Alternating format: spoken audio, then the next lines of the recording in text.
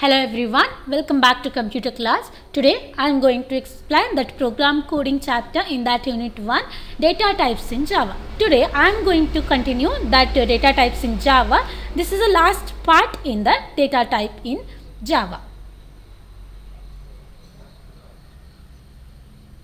First is about content, type conversion. In that type conversion, implicit type conversion. Second one, explicit type conversion. Next is about functions for mathematical calculations. First is about type conversion. Before going to know about type conversion, you need to know about mixed expression. Okay, here an expression which contains different type of variables known as mixed expression. What is the meaning of different type of variables, whatever? Okay, I'll explain with an example. Here, int a, float b, double d. Okay, here I am using three type of variables. Variables are a, b, c. A is having a data type, integer type. B, it is a floating point type. D in a double. Okay, here I am going to calculate double x equals to a plus b into d. Okay, x it is in a form of double. Here calculating a plus b into d, right? A it is in a form of integer type, b in the form of float and d in the form of double. Here this expression is having different type of data types, right? In a one expression only you are having three types of data types, right? This type of data types in a one expression is known as a mixed expression. This type of expression is known as a mixed expression. When you are dealing with different data types in an expression, the result may be obtained in any one form of a data type, right? Here a it is in a form of integer, b in a floating point, d in a double. But result is only in a form of double, right? X in a form of double, right? Here the result will be obtained only in a form of one type of data type. Okay. Result will be obtained in one form of the data type. Means whatever the calculation is going on, the result will be stored in one variable, right? If you are going to add a two number, means the added value need to be stored in a one variable. If c equals to a plus b, means the added value of a plus b will store in a variable c, right? That variable need to have one data type, not two data types, right? That process will be called as a type conversion. In a type conversion in Java, there are two type of type conversion. First one, implicit type conversion. Second one, explicit type conversion. Now I am going to explain about implicit type conversion. In this type conversion, the result will be obtained in the highermost data type available in an expression. Means in the expression what and all data type you are using, in those data types which data type is having a highermost length. Okay, the variable will be stored, the final variable will be stored using that highermost data type. Means the Java will use this table, this hierarchy. Based on this hierarchy, the result will be stored. Here you can see the arrow mark, based on the arrow mark, the length of the data type will increase. First, the highermost data type is double, next is float, next is long. Here the shortest data type is a byte. Okay, I'll give one example, you'll get to know. Here in this example, I am using three variables a, b and c. A is having a data type int, b is having a data type float, c is having a data type float. Why I have used c as a float? Why? Because if you are going to add c equals to a plus b, means we need to compare, the computer will compare a and b. Okay, a is having a data type int, b is having a data type float. Here the computer will check which data type is having a highermost length. Here it will compare between the int and float. Okay, the float is having a highermost data type, right? It is having a most length compared to int. So the final value, means the variable c will be stored using a variable using a data type float. Okay, based on this hierarchy, the computer will change the data type to save in a final variable.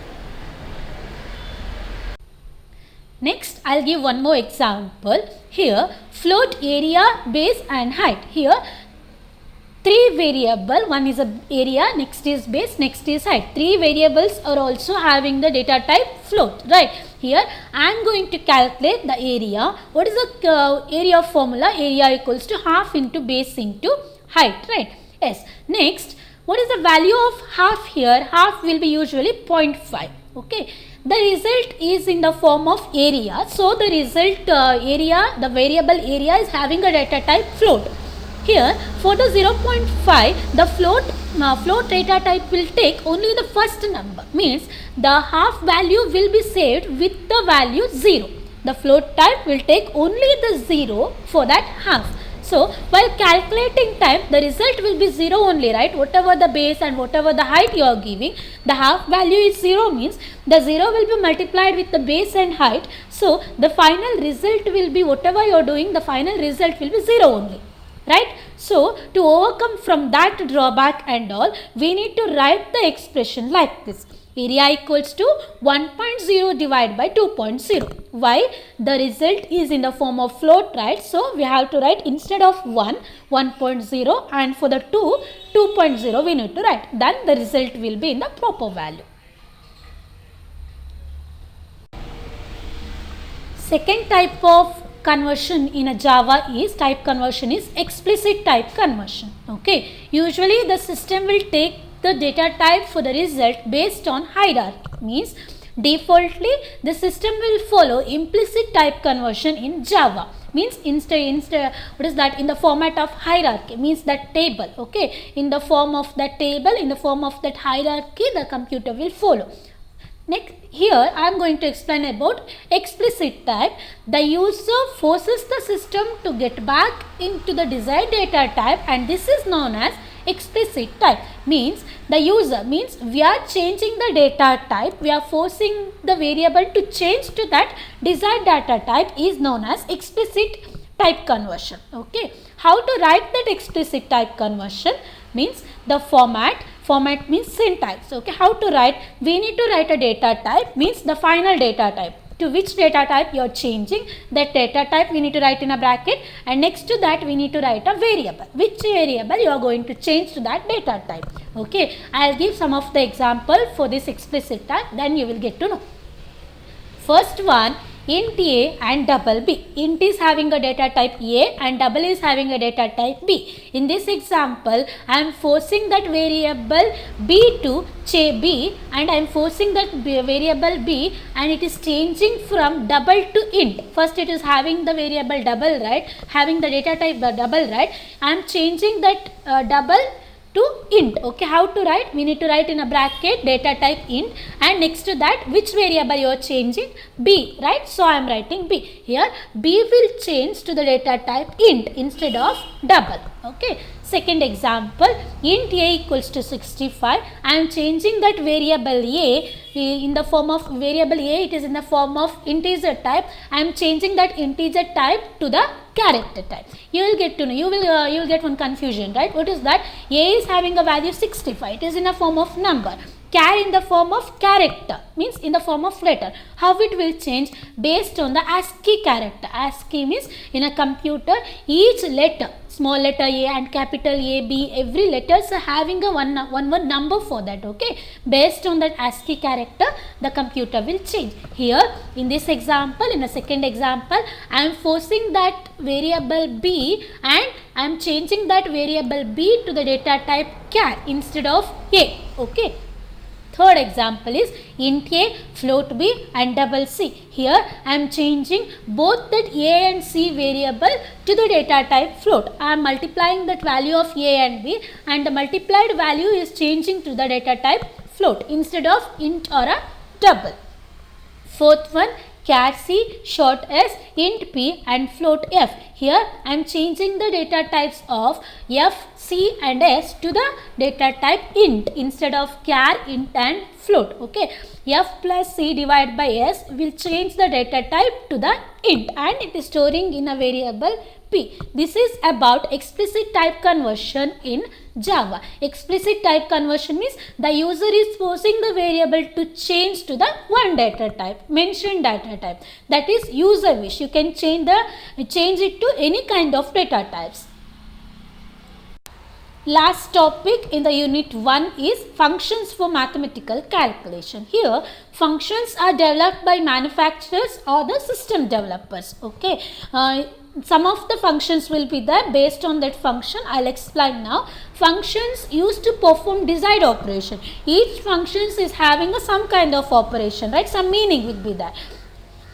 Next, so many built-in functions are available with the math package. Okay, in this math package you need to write this java.lang.math in the beginning of a Java program. If you have written, means you will get so many math function inside that. You can use so many math functions.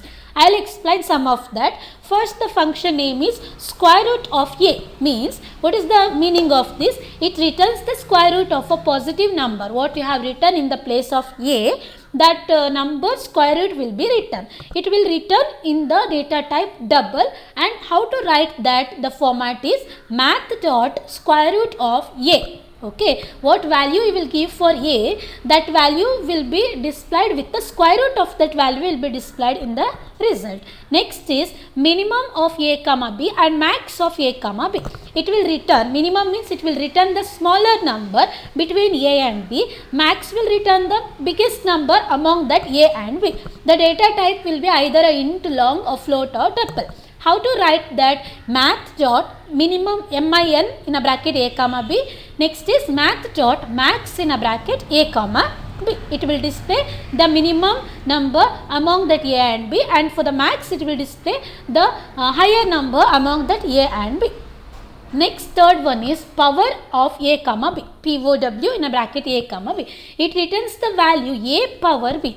What number you will give? You will give 2 number, right? 10 comma 2 means 10 power 2 it will display. The return type will be in the form of double. How to write? The format is math dot power in a bracket a comma b.